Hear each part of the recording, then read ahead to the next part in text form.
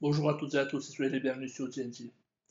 Aujourd'hui, on va discuter ensemble d'un sujet très passionnant, d'un sujet qui m'a été beaucoup demandé et d'un sujet qui m'a été surtout demandé par mon ami Josué, dont la vidéo apparaît ici. C'était sur la vidéo de la télécommande low cost, entre guillemets, télécommande filière donc. Et donc, aujourd'hui, je vais vous faire donc un espèce de petit tutoriel et une explication de la pause longue. Donc, ça va être en plusieurs parties. La première partie, c'est en fait, qu'est-ce que la pause longue, comment est-ce qu'on la fait. La deuxième partie, eh bien, ça va être simplement le matériel à utiliser. Et en troisième partie, il y a quelques conseils que je peux vous donner. Donc voilà.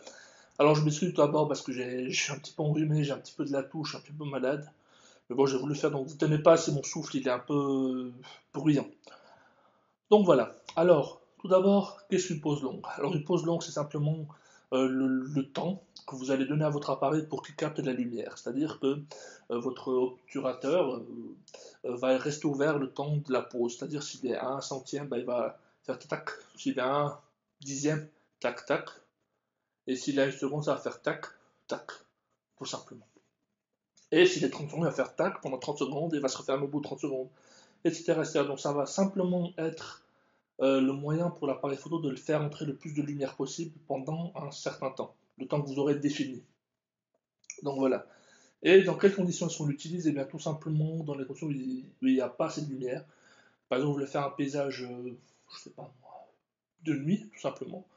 Eh bien, vous allez avoir besoin de beaucoup de lumière, mais comme il fait nuit, bah, vous n'allez pas pouvoir faire ça très rapidement. Et vu que vous avez besoin de profondeur de champ pour avoir le maximum de zones de netteté, bah, il va falloir mettre à f8, ISO 100 ou 50 pour pas avoir du bruit. Et bah, vous allez devoir faire beaucoup de temps, peut-être 30-40 secondes, pour avoir suffisamment de lumière pour que votre paysage soit en quelque sorte éclairé. Pour que vous puissiez en fait surtout discerner quelque chose la nuit, en fait, tout simplement. Ou alors, ça peut être en plein jour avec des filtres ND. Pour ça, j'ai parlé quand on sera au chapitre du matériel, mais le filtre ND tout simplement. Quand par exemple vous serez un jour où il sera nuageux, vous voulez donner du mouvement au nuage, ou du mouvement au lac, ou du mouvement à une chute d'eau. Donc vous avez des photos qui apparaissent là. Donc simplement ça, bah, vous allez donner du mouvement à vos nuages en mettant un filtre ND dessus. Ce qui va donner l'impression à l'appareil d'être en quelque sorte la nuit, mais vous, ça va vous permettre d'augmenter votre temps de pause pour que l'appareil photo capte les mouvements en fait, des nuages, ou de l'eau, ou etc., etc. Tout simplement. Comment est-ce qu'on fait? Alors, théoriquement, parce que je ne peux pas vous montrer, je suis vraiment malade, j'aurais aimé aller faire les terrains, mais bon, je suis vraiment pas sur le téléphone. Eh bien, comment est-ce qu'on peut faire pour, en fait, tout simplement euh, faire cette pause longue? Alors, il faut avoir déjà un appareil photo, que ce soit un compact, un bridge, un réflexe, plein format ou pas, peu importe. Même un smartphone, je crois, moi, c'est un smartphone pour faire des pauses longues, il faut que je me renseigne, mais il me semble que Samsung peut le faire et aussi Sony le fait. Donc simplement, il faut qu'il soit comme dire, sur une surface stable, notamment un trépied, ou alors quelque part un espèce de muret, une chaise ou que sais-je. Mais idéalement, il faut sur un trépied, et donc là, vous allez simplement poser votre appareil dessus, bien l'accrocher pour qu'il soit bien stable, hein. Vous allez mettre tout simplement en mode manuel. Obligatoire le mode manuel, donc ça, vous ne pouvez pas vous dire je vais mettre en mode automatique, ouverture, vitesse, etc. C'est obligatoirement le mode manuel. Et là, ça simplement, vous mettez F8, F10, vous mettez l'ouverture que vous voulez. Donc, si vous voulez plus d'informations, vous pouvez aller voir la vidéo sur les ouvertures. Et tout simplement, vous posez votre trépied et vous mettez à F8 par exemple. Vous mettez le temps de pause, vous regardez sur votre écran hein, notamment. Si vous voyez que vous avez besoin de 30 secondes, vous mettez 30 secondes. Si vous avez besoin de plus, vous mettez plus. Vous mettez en mode bulb. Bulb, c'est en fait le temps de pause indéfini, si j'ose dire. C'est-à-dire que vous allez mettre plus que 30 secondes, même 2 secondes, mais mettez en mode bulb, c'est généralement pour faire plus de 30 secondes. Vous mettez en mode bulb et vous arrêtez la pause longue quand est-ce que vous pensez que c'est bon. Donc, en général, si 30 secondes ça suffit pas, vous mettez 1 minute. Et si 1 minute c'est trop, vous mettez 45 secondes, etc. etc. Après, il y a des calculs qu'on peut faire.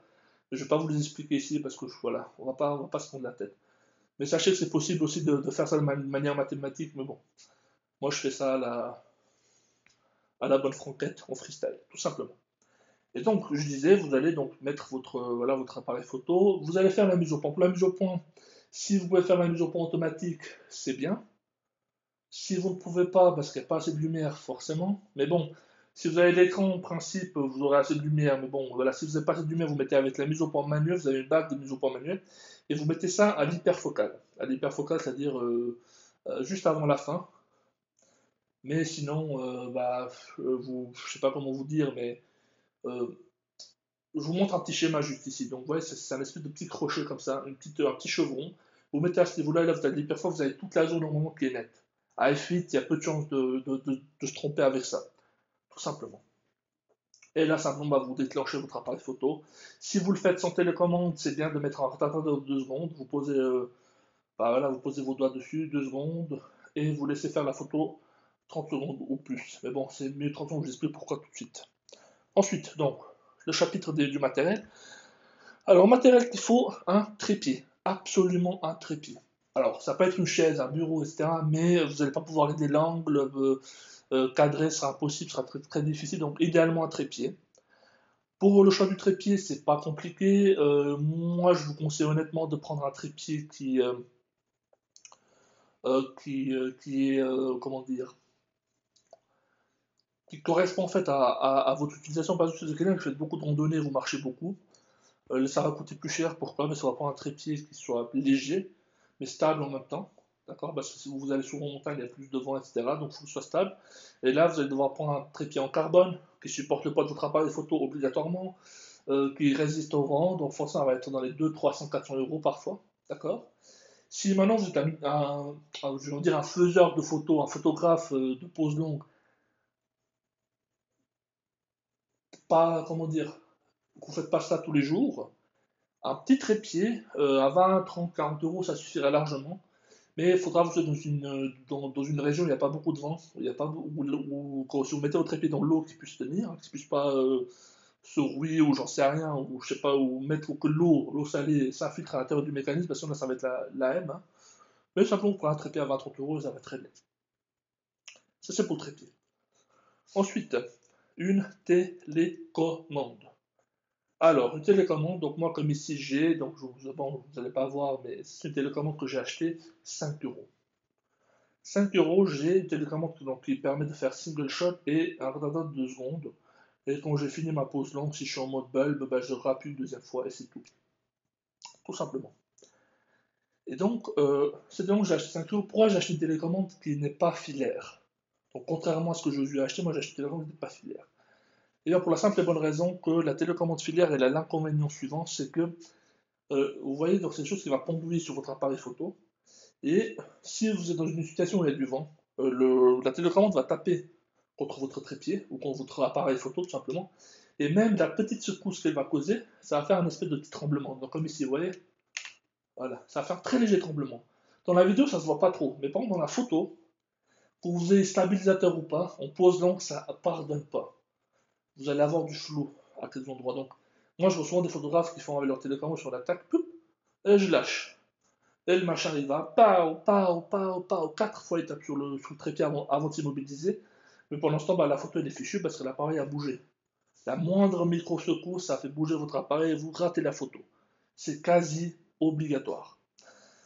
Si vous prenez une télécommande filiale, le conseil que je peux vous donner, c'est soit vous le gardez dans la main et vous restez immobile, donc vous arrêtez de respirer, enfin vous mettez en état de mort cérébral, j'en sais rien, faites ce que vous voulez. Soit alors vous la posez très délicatement, et quand vous la reprenez également très délicatement.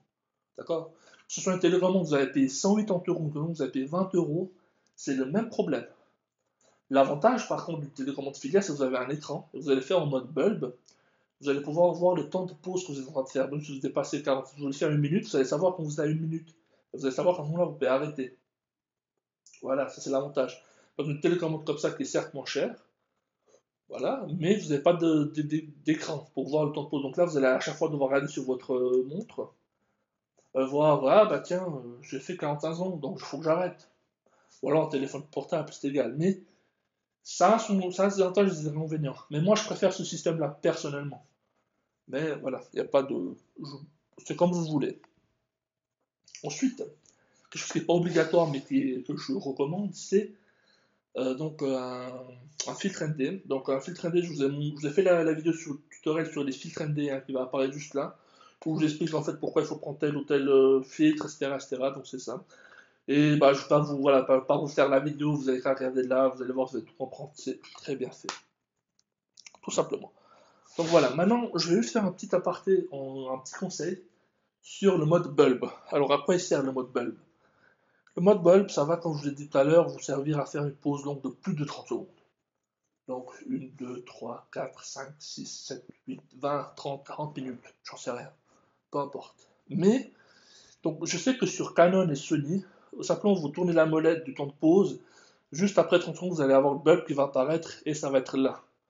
Quand vous allez avoir cette, cette possibilité. Chez Nikon, je vois que c'est pareil, mais je peux me tromper. Donc regardez sur votre mode d'emploi. Sur Nikon, je ne sais pas du tout. Je ne connais pas vraiment Nikon, mais voilà. Donc mettez vos modes bulb et simplement là, vous allez faire tac, j'enclenche. J'enclenche donc avant avoir fait la mise au point. Donc je fais la mise au point. Je mets en mode manuel. Je fais la mise au point, d'accord. Je mets la mise au point manuelle pour faire la mise au point, forcément. Je vise à l'hyperfocal. Je vous ai montré le schéma là. Je vise à l'hyperfocal, tout simplement. Au maximum ou à l'infini, c'est plutôt l'infini, je vise à l'infini, et là, tac, je lance, tac, le chrome, tac, voilà, là, l'écran va devenir noir. Vous allez attendre 30, 40, 50 secondes, 1 minute, 2 minutes, 3 minutes, 20 minutes, 3 heures, 4 heures, 6 heures, combien vous voulez, et ensuite, vous revenez, tac, vous arrêtez la pause longue. Là, c'est fini. Ensuite, votre appareil photo va prendre le même temps que vous avez fait enfin, le même temps de pause que vous avez pris 30 secondes de temps de pause, il va faire 30 secondes pour traiter la photo, 1 minute, 1 minute, etc., etc. Et là, en fait, pendant ce temps, lui, il va traiter, il va faire le filtre anti-bruit, etc., etc. Il va faire tout son calcul. Et vous allez avoir votre photo qui apparaît. Mais pour faire le mode bulb, c'est obligatoire. Je vois pas comment on peut faire autrement, sinon, mais c'est obligatoire d'avoir une télécommande. Obligatoire. Vous n'avez pas vraiment le choix, disons. C'est voilà, parce que si vous mettez votre doigt, vous avez 2 secondes de retardateur, ensuite quand vous avez de toute façon vous allez réappuyer au bout d'une minute, c'est bien de réappuyer, mais le problème c'est que vous allez bouger votre appareil photo. Et là, il n'y a pas comment dire, le déclenchement de 2 secondes de retardateur après, c'est pas possible, ça n'existe pas. Donc forcément, vous allez bouger, votre photo va être floue. Comme je l'ai dit, le moindre mouvement durant la pause longue, ça va foutre en l'air votre photo. C'est pour ça que je vous dis vraiment, allez-y très très très très très mollo.